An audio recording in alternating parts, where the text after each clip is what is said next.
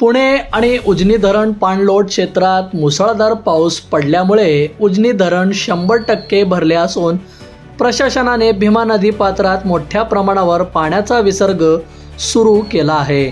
यामुळे नदीची पाणी पातळी वाढल्याने पंढरपूर येथील भीमा चंद्रभागा नदीवरील जुना दगडी पूल आणि परिसरातील वाळवंट पाण्याखाली गेले असून वाहतूक व नागरिकांच्या सुरक्षेसाठी खबरदारी घेण्यात आली आहे।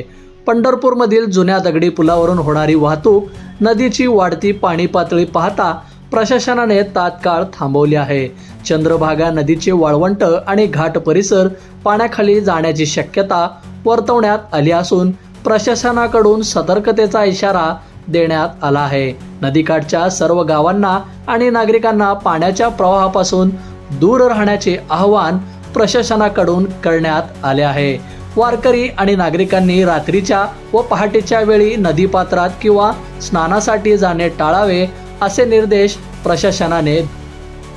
बंधुप्रेम न्यूज चॅनलला लाईक, सबस्क्राईब व बेल आयकॉन दाबायला विसरू नका। धन्यवाद।